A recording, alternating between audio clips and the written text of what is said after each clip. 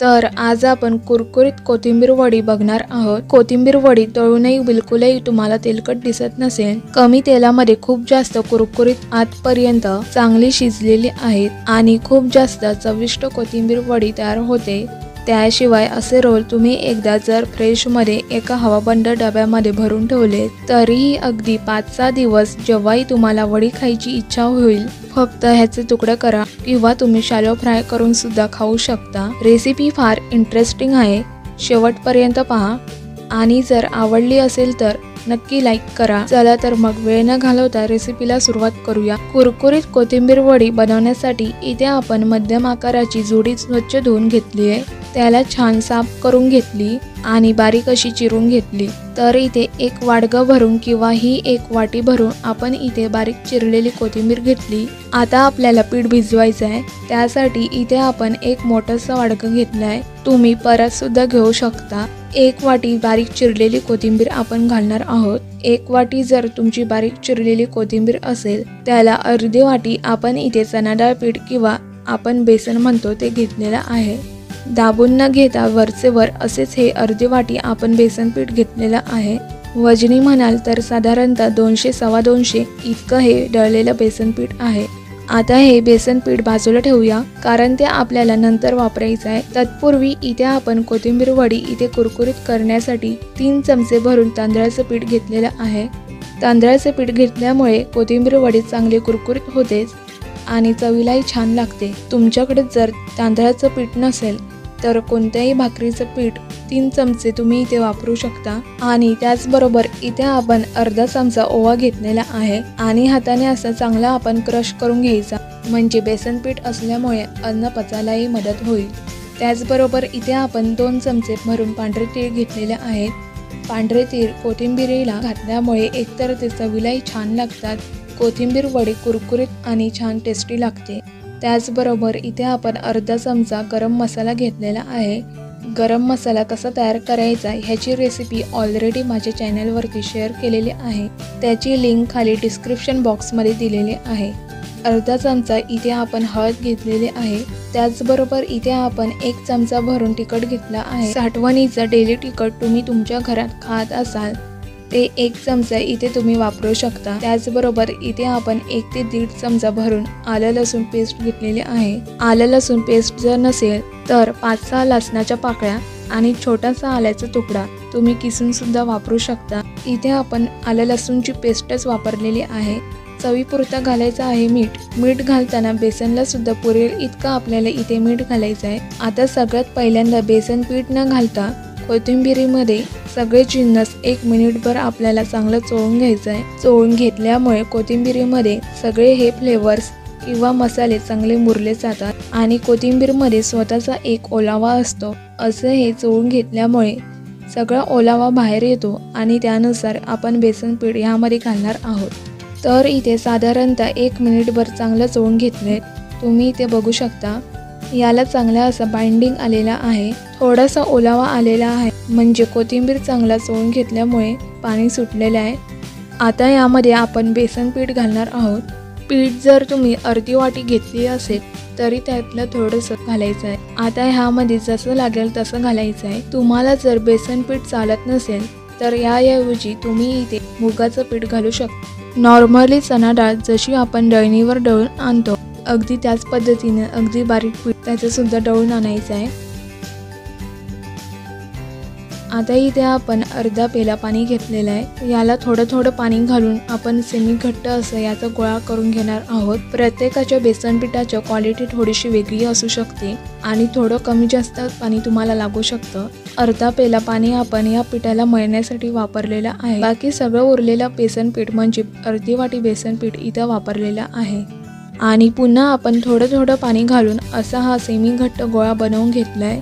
जसं नॉर्मली आपण भाकरीसाठी पीठ मळतो अगदी त्याच पद्धतीचा असा हा सेमी घट्ट गोळा, म्हणजे हाताने दाबला की तो खूप जास्त घट्ट लागत नाही, जसं नॉर्मली आपण भाकरीसाठी पीठ मळतो अगदी त्याच पद्धतीचा असा हा सेमी घट्ट गोळा, म्हणजे हाताने दाबला की तो खूप जास्त घट्ट लागला नाही पाहिजे आणि खूप जास्त सॉफ्ट नाही। सर्वात शेवटी थोडंसं यावर आपण तेल घातलेलं आहे, म्हणजे साधारणतः अर्धा चमचा इतकं तेल घालून असं हे चांगलं पुन्हा मळून घ्यायचं। याचा तुम्ही रंग बघू शकता, बाइंडिंग बघू शकता। बेसन पिठाचं याला छान बाइंडिंग आल्यामुळे कुरकुरीत अशी कोथिंबीर वडी तयार होते। अशा या पिठापासून तुम्ही तुमच्या आवडीनुसार रोल्स करू शकता, पण माझ्या मते एकतर छोटे छोटे आणि चांगले पातळ करा, म्हणजे आतपर्यंत पातळ रोल असल्यामुळे पटकन ते शिजले जातात आणि कापतानाही अगदी सहज कापता येतात। तर इथे हे असं छोटे छोटे गोळे करून घेणार आहोत सुरुवातीला, आणि हे असं लांबट आकारात आपण याच्या वड्या करून घेणार आहोत, तुम्ही ते बघू शकता। आणि सारख्याच पद्धतीने उरलेल्या सगळ्याच्या सगळ्या रोल्स आपण करून घेणार आहोत। आता इतक्या पिठाचे साधारणतः मध्यम आकाराचे असे हे रोल्स तयार होतात। आणि सारख्याच पद्धतीने मेथी, पालक किंवा शेपूच्या सुद्धा वड्या तयार करू शकता। तर इथे या इतक्या पिठापासून 3 मध्यम आकाराचे रोल्स असे तयार झालेले आहे। आता फायनली याला आपण स्टीम करून घेणार आहोत। तुमच्याकडे जर स्टीमर असेल तर स्टीमर वर तुम्ही हे स्टीम करू शकता, किंवा नसेल तर अशी घरामध्ये चाळण असते त्याला थोडंसं तेल लावून घ्यायचं, जेणेकरून चाळणीला हे आपले जे वड्या आहेत ते चिकटून बसू नये, काढताना अगदी सहज काढता यावेत। आणि त्यानंतर ह्या वड्या अशा थोड्या अंतरावर आपल्याला हे पसरवून ठेवायचं आहे। चाळण जरी नसेल तर ताटावर सुद्धा सारख्याच पद्धतीने रोल तुम्ही उकडवून ठेवू शकता।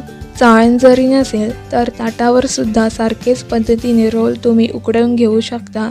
आता हे उकडण्यासाठी एका टोपामध्ये इथे आपण 2 ग्लास भरून पाणी चांगलं उकळवून घेतलेलं आहे, आणि यावर ही अशी चाळण आपल्याला मध्यभागी ठेवायची आहे, तुम्ही इथे बघू शकता। आता याला झाकण लावून साधारणतः 20 ते 25 मिनिटं मध्यम आचेवर आपल्याला हे चांगलं वाफवून घ्यायचं आहे। मध्यम आचेवर वाफवून घेतल्यामुळे खालचं जे पाणी असतं त्याची वाफ तयार होऊन वरच्या वड्या शिजल्या जातात। इथे साधारणतः 25 मिनिटं झालेली आहेत। आतपर्यंत चांगले जर शिजवून घ्यायचे असतील तर 25 मिनिटं तुम्हाला हे रोल उकडून घ्यावे लागणार आहेत। 25 मिनिटांनी तुम्ही इथे बघू शकता वरच्या दिशेला चांगला भाग कडक झालेला आहे आणि चांगला शिजलेला आहे। आता याला आपण थंड करून घेणार आहोत। तुम्हाला हवं असेल तर तुम्ही हे फ्रीजमध्ये थंड करण्यासाठी थोडा वेळ ठेवू शकता, लगेचच थंड झाल्यानंतर ही कापून तळून खाऊ शकता, किंवा हे असं वाफवून घेतल्यामुळे हे चांगले टिकतात, बिलकुलही खराब होत नाही। एखाद्या हवाबंद डब्यामध्ये भरून ठेवा, अगदी 3-4 दिवस फ्रीजमध्ये स्टोअर करून तुम्हाला जेव्हा खायचे असेल तेव्हा याचे तुकडे करा किंवा स्लाइस करा, तळून किंवा भाजून खाऊ शकता। असे हे मस्त रोल्स तयार झाले।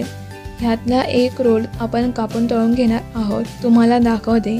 तर ज्याही सुरीने तुम्ही रोल कापताना त्याला थोडंसं तेल लावा आणि थोडंसं झिगझॅग वाली सुरी इथे वापरायची आहे, कारण त्याने कापणं अगदी सुरीने सोयीस्कर होतं। तुम्ही इथे बघू शकता बिलकुल पिठाचा भुगा होत नाहीये, अख्ख्याच्या अख्ख्या चांगल्या रोल्स असे कापून होत आहेत। आणखी एक गोष्ट, कापताना एकदम पातळ कापा, म्हणजे तळल्यानंतर चांगली कुरकुरीत आणि मस्त अशी आपली वडी तयार होते। सारख्याच पद्धतीने उरलेल्या आपण वड्या इथे तळून घेणार आहोत। एक वडी जरी असेल तर त्याचे साधारणतः 12-15 वड्यात अगदी सहजच तयार होतात। आता एका वडीचे तुम्ही इथे बघू शकता, आता इथे भरपूर ह्याचे स्लाइस झालेले आहेत, आपण छान कापून घेतलेत। आता याला आपण तळून घेणार आहोत। आता वड्या तळण्यासाठी एका कढईमध्ये चांगलं कडकडीत तेल गरम करायचं आहे, आणि वड्या घातल्यानंतर सुद्धा गॅसची फ्लेम आपल्याला हाय ठेवायची आहे, म्हणजे वडी चांगली कुरकुरीत तळली जाईल। अशा वड्या घातल्यानंतर 1-2 मिनिटांसाठी आपण दोन्ही बाजूला अशी वर खाली करत छान कुरकुरीत अशी तळून घेणार आहोत। तुम्ही इथे बघू शकता असा हलकासा रंग बदललेला आहे आणि छान क्रिस्पी एकदम मस्त अशी कोथिंबीर वडी खाण्यासाठी तयार झालेली आहे। तुम्हाला हवं असेल तर तुम्ही इथे याऐवजी इथे तव्यावर थोडंसं तेल घालून शॅलो फ्राय सुद्धा करून घेऊ शकता। वड्या तळून झाल्या तर तुम्ही इथे बघू शकता अशाच पद्धतीने उरलेल्या सगळ्या वड्या आपण छान तळून घेणार आहोत। अतिशय कुरकुरीत अशी कोथिंबीर वडी तळून सुद्धा बिलकुल तेलकट नाही, शिवाय आतपर्यंत चांगले शिजलेले आहेत आणि एकदम मस्त असा रंग याचा आलेला आहे। अशी कोथिंबीर वडी तुम्ही नक्की करून पहा आणि ती कशी झाली कमेंट करून नक्कीच कळवा। रेसिपी आवडली असेल तर लाईक करा, मित्रमैत्रिणी नातेवाईकांसोबत रेसिपी जास्त शेअर करा. चॅनलवर नवीन व्ह्यूवर्स असाल, अजून तुम्ही चॅनलला सबस्क्राईब केलं नसेल तर पटकन चॅनलला सबस्क्राईब करा आणि बाजूच्या बेल आयकॉनला नक्की क्लिक करा. चला तर मग भेटूयात एक मस्त आणि जबरदस्त रेसिपी सोबत.